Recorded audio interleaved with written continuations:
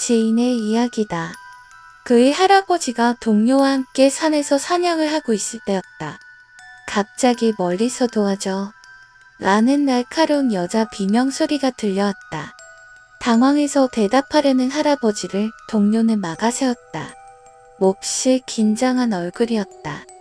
동료는 그대로 할아버지를 데리고 달려서 산을 내려가기 시작했다. 등 뒤에서는 계속해서 도와줘 라는 소리가 반복적으로 들려왔다. 도움을 구하는 사람을 버려도 되는 것인지 할아버지는 한동안 갈등했다. 하지만 산을 내려오는 사이 기묘한 것을 알아차렸다. 도와달라는 절규가 점점 크고 확실하게 들려오고 있다는 점이었다. 자신이 달리는 것보다도 빠르게 도와달라는 외침이 다가오고 있었다. 두 사람은 필사적으로 험한 산길을 달려 내려갔단다. 갑작스레 탁 트인 장소가 나왔다.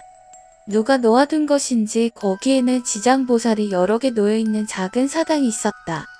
아무래도 동료는 처음부터 여기를 목표로 달려왔던 것 같았다. 그들이 발을 멈추고 한숨 돌린 순간 등 뒤의 수풀에서 기묘하게 맥이 풀린 목소리가 들렸다. 살려줘. 무심코 총을 꽉 쥔 두 사람의 귓가에 무언가 멀어져가는 소리가 들려왔다. 그 이후 도와달라는 절규는 들리지 않게 되었다. 동료는 툭 입을 열었다. 저것은 귀신이네. 이 산에는 옛날부터 도와주러 온 사람을 잡아먹는 귀신이 있다고 하더군. 목소리가 들린 순간 이게 확 뜨거워지길래 위험하구나 싶지 뭔가. 그렇게 말하고 동료는 희미하게 타들어간 부적을 보여주었다. 할아버지는 무사히 산을 내려갈 수 있도록 그 사당에 빌고 또 빌었다. 그 사당은 산의 귀신을 달래기 위해 지어진 곳이라고 했다. 그 덕분인지 그대로 이상한 일 없이 산을 내려올 수 있었다고 한다. 두 사람 모두 한동안은 그 산 근처에 얼씬도 않았다. 할아버지는 아들, 그러니까 지인의 아버지가 사냥꾼이 되지 않겠다고 했을 때 아무 말 안 했다고 한다. 이 경험이 뇌리가 강하게 남았기 때문이었단다. 만약 그런 것과 마주쳤다가는 끔찍한 결과만 남을 테니 말이다. 그렇게 말하고 할아버지는 담배에 불을 붙이더란다.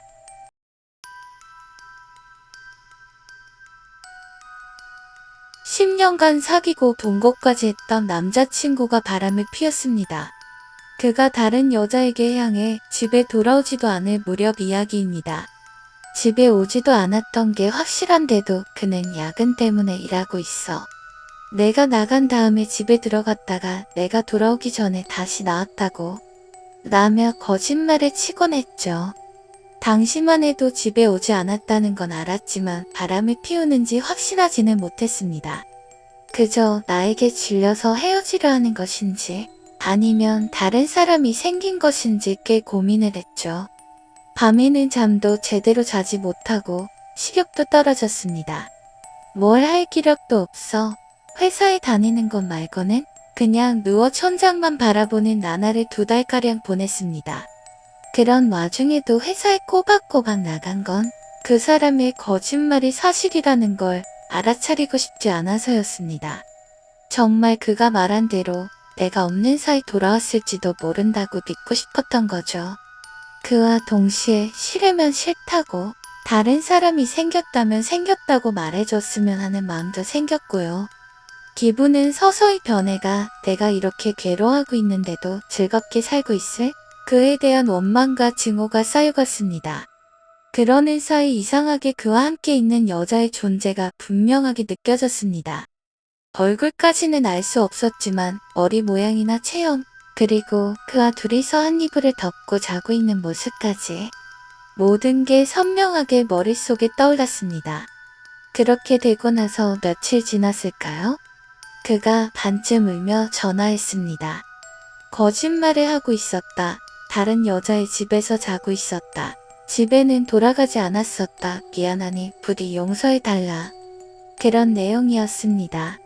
왜 갑자기 사실을 말했는지 나는 궁금했습니다.